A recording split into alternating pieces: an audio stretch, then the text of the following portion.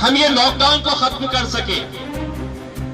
आज ही home minister साहब के साथ मीटिंग हुई और मुझे पर्सनली बड़ी शर्मिंदगी महसूस होती है जब लोग उस मीटिंग के अंदर ये कहते हैं कि साहब किराड़पुरे के अंदर आपके लोग सुन नहीं रहे हैं, रोशन गेट के अंदर लोग सुन नहीं रहे हैं। आप सोचिए उस वक्त जिसकी नुमाइंदगी मैं कर रहा हूं वहां पर कितनी शर्मिंदगी महसूस करनी पड़ती है। और ये किसकी भलाई के लिए? आपको एक बात मैं बताना चाहता हूं, बात करनी है लेकिन आप लोग अच्छी तरह से सुन ले।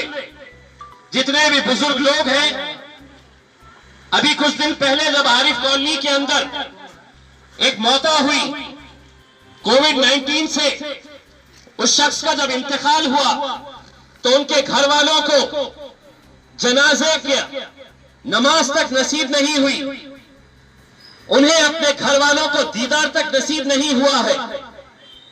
सीधा अस्पताल से लाश प्लास्टिक के अंदर बांध के सीधा कब्रिस्तान ले जाए भी नहीं देख सकते हैं।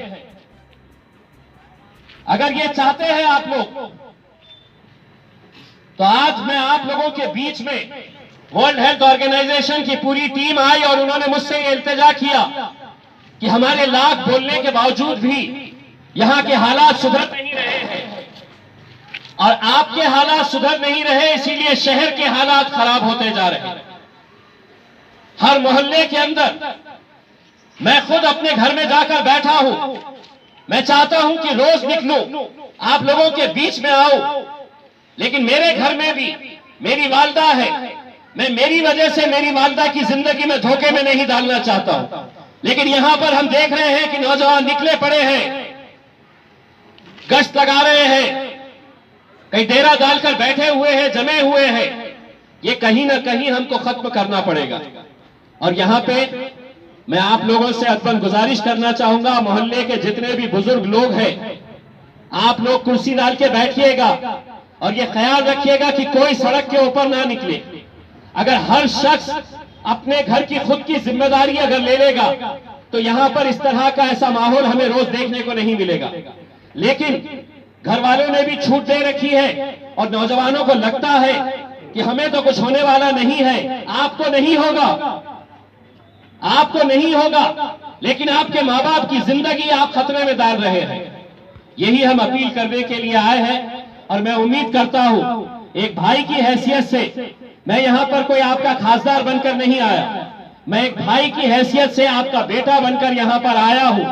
आप लोगों से हाथ जोड़कर ये गुजारिश करने के लिए आया हूं कि अगर ये हालात ऐसे ही चलते रहे तो हमारा पूरा रमजान ऐसे ही गुजरने वाला है। लॉकडाउन के अंदर ना कोई तरावी होंगी, ना कोई नमाज के लिए बाहर जा सकेगा।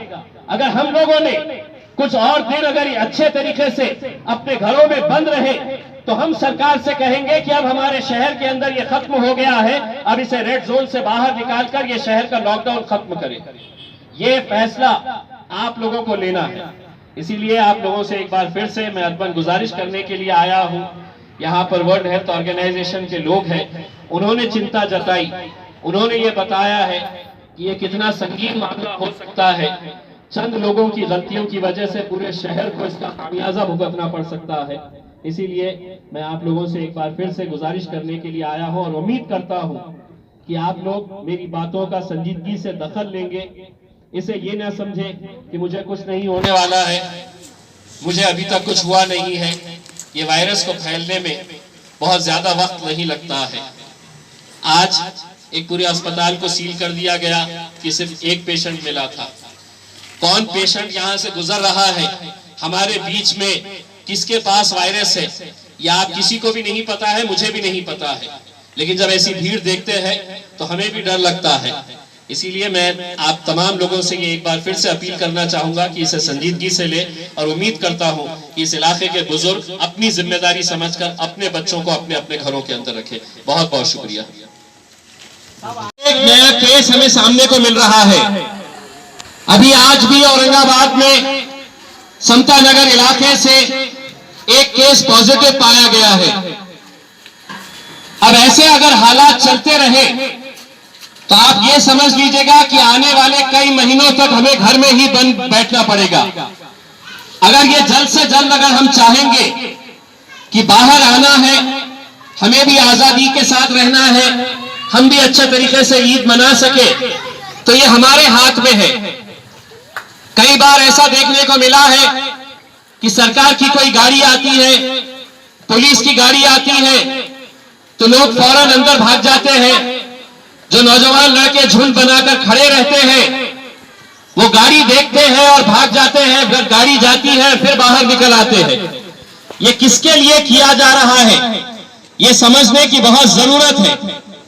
मैं मोहल्ले के तमाम बुजुर्गों से ये अपील करना चाहूंगा, मैं मोहल्ले की हमारी माओं और बहनों से ये अपील करना चाहूंगा, अगर इस इलाके के अंदर अगर और पॉजिटिव केसेस पाए गए तो आप समझ लीजिएगा इतनी तंग गलियां हैं, घर से घर लगे हुए हैं, और इतनी बड़ी हुजूम अगर हम लोग बाहर इसी तरह निकल कर आते रहेंगे और इसको संजीदगी से नहीं लेंगे, तो आप ये समझ लीजिएगा कि औरंगाबाद के अंदर ये लॉकडाउन कब खत्म होगा ये हम भी नहीं बता सकते हैं।